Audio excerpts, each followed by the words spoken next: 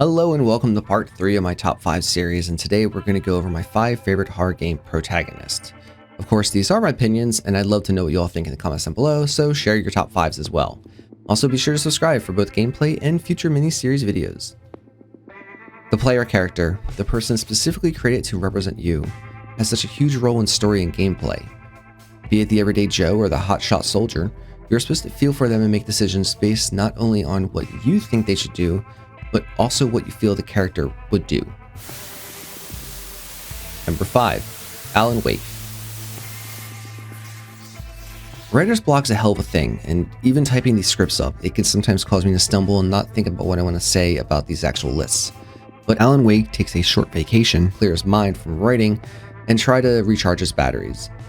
Of course, his work follows him, and what happens takes a page right out of Stephen King. Creepy old ladies, possessed bulldozers, a nightmare tornado, and shadow people stand in the way of Alan rescuing his wife Alice from the bizarre cabin.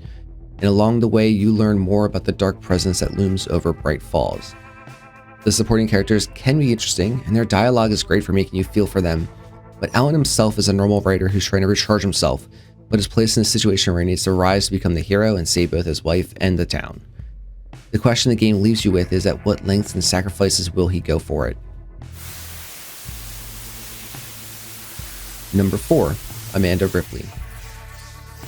The daughter of a badass xenomorph-slaying, cat-loving warrant officer, Amanda has some pretty big shoes to fill that she doesn't even know about. Working as an engineer at Weyland-Yutani, she's approached by the company explaining that the recorder from the Nostromo, the ship her mother was on when she went missing, was recovered. With the chance to finally get closure from losing her mom when she was only 10 years old, Amanda hops aboard the Torres with the rest of the crew. What ends up actually happening on Sevastopol Station is that the entire station is in disrepair. The working Joes are attacking humans, the humans are also attacking humans, and there's a xenomorph prowling the station just waiting to make a snack out of anyone it runs into. Fighting back against the threats, including creating a hell of an explosion just to kill one xenomorph, Amanda discovers her mother's final report, giving some sort of closure, and everything ends with a happy ending. Kind of. Number 3. Simon Jarrett. Following a car accident, Simon visits a nearby doctor in an attempt to scan his brain, as the accident left his brain swelling and had months to live. The scan did not work as intended, and Simon passed away shortly after. I'm just kidding. We're going to continue with Simon. But the scan did become a template in the future, and 100 years later he awakens lost and confused aboard the Pathos 2, an underwater abandoned facility populated with robots who believe they are human but have been driven mad by the Wa.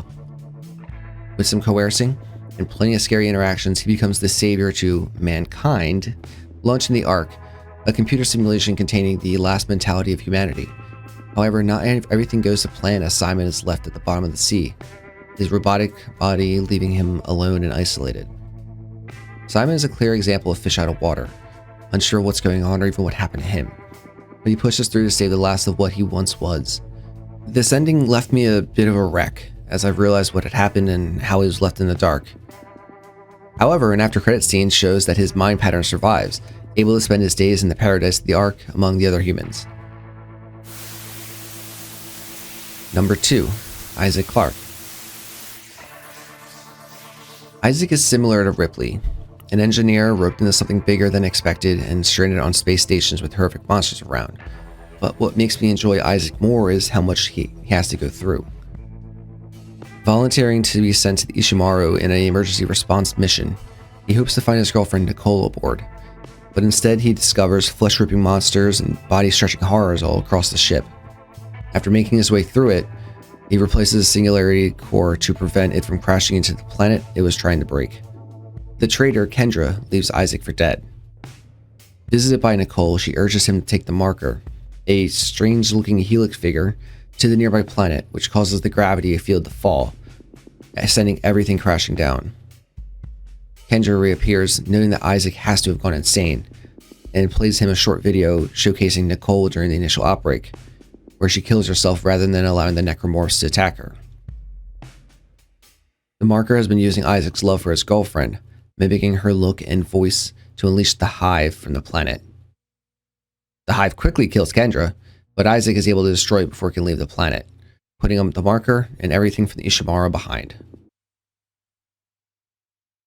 Let's take a quick look at the honorable mentions for Protagonists, and let me know who you'd like to see on this list in the comments down below.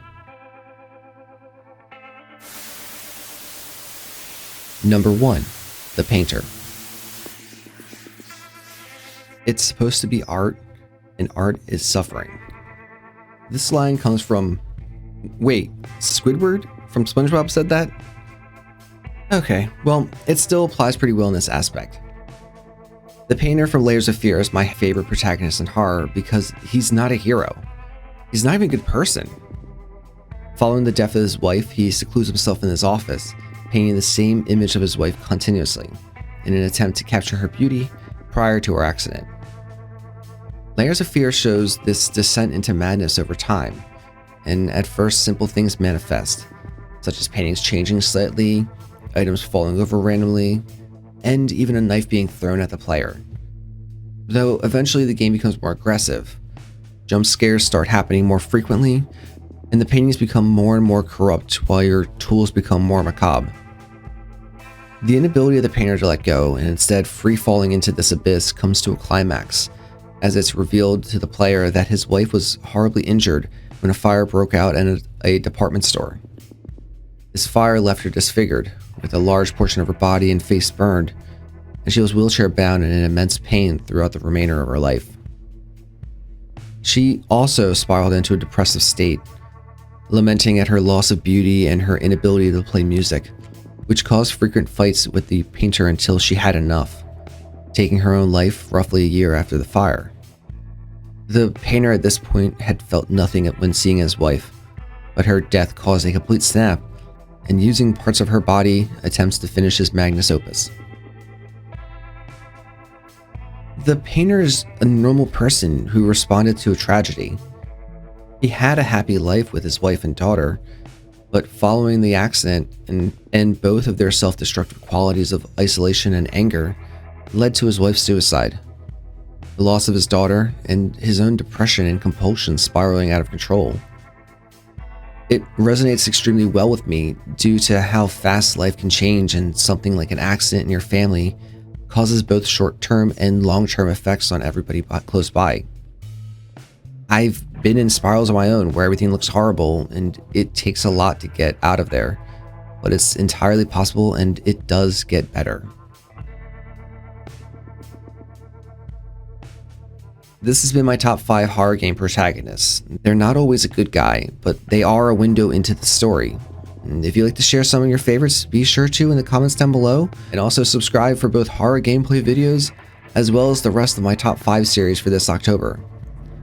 I hope you all enjoyed this video, have a great day, and remember to burn bright.